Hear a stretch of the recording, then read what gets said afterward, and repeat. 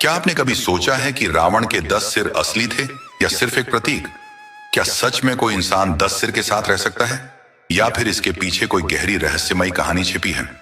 आज हम आपको बताएंगे उन पौराणिक कथाओं और वैज्ञानिक विचारों के बारे में जो रावण के 10 सिर के रहस्य को उजागर करते हैं। रामायण में रावण को दशानन कहा गया है, यानी 10 सिर वाला। लेकिन क्या ये सिर असली थे? कई कथाएं इस बारे में अलग अलग बातें कहती हैं। विद्या और ज्ञान का प्रतीक। कुछ मान्यताओं के अनुसार रावण के 10 सिर उसकी गहरी विद्वता का प्रतीक थे। वह चारों वेदों और 6 शास्त्रों का झाता था, इसलिए उसके 10 सिर यह दर्शाते थे कि वह 10 दिशाओं में सोचने और ज्ञान अर्जित करने की क्षमता रखता था। तांत्रिक शक्ति और साधना का परिणाम। एक अन्य मान्यता के अनुसार रावण ने कठोर तांत्रिक साधनाएं की थी, जिससे उसने एक अलौकिक शक्ति प्राप्त की। यह शक्ति उसे 10 दिशाओं में देखने और सोचने की क्षमता देती थी। कुछ ग्रंथों में कहा गया है कि रावण ने एक विशेष यज्ञ किया था, जिसके कारण उसके 10 सिर अस्तित्व में आए। शिव की भक्ति का परिणाम। एक और कथा के अनुसार रावण भगवान शिव का बहुत बड़ा भक्त था। उसने शिव को प्रसन्न करने के लिए अपनी गर्दन काटकर भेंट चढ़ाई, लेकिन जैसे ही वह अपना सिर काटता, शिव की कृपा से नया सिर उग जाता। उसने यह प्रक्रिया 10 बार दोहराई और इस तरह उसके 10 सिर हो गए। अगर हम विज्ञान की नजर से देखें तो 10 सिर होना असंभव है, लेकिन कुछ विशेषज्ञों का मानना है कि यह एक प्रतीकात्मक कथा हो सकती है जो रावण के स्वभाव को दर्शाती है। 10 गुणों या भावनाओं का प्रतीक।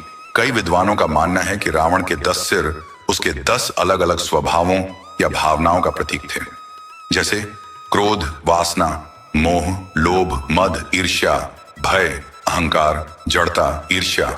यह कहा जाता है कि रावण में ये सभी भावनाएं थीं और इसीलिए उसे दशानन कहा गया। बहुव्यक्तित्व विकार, मल्टीपल पर्सनालिटी डिसऑर्डर। कुछ आधुनिक मनोवैज्ञानिक मानते हैं कि रावण के 10 सिर वास्तव में उसकी मानसिक स्थिति का संकेत थे। कुछ लोगों में बहुव्यक्तित्व विकार होता है, जिसमें एक व्यक्ति के भीतर कई अलग अलग व्यक्तित्व होते हैं। शायद रावण की कथा इसी बात को दर्शाती हो। क्या रावण सच में अमर था? रावण को ब्रह्मा जी से अमरता का वरदान मिला था, लेकिन वह श्री राम के हाथों मारा गया। तो क्या उसके 10 सिर उसे अमर बनाने में असफल रहे? कुछ ग्रंथों में लिखा है कि उसके सिर कटने के बावजूद वे दोबारा उग जाते थे, लेकिन यह वरदान भी श्री राम के दिव्य बाणों के आगे टिक नहीं पाया। तो रावण के 10 सिर असली थे या नहीं, यह निश्चित रूप से कहना मुश्किल है, लेकिन यह बात साफ है कि वे उसके अद्भुत ज्ञान, तांत्रिक शक्तियों और जटिल व्यक्तित्व का प्रतीक थे। आपको क्या लगता है, रावण के 10 सिर असली थे या सिर्फ एक प्रतीक?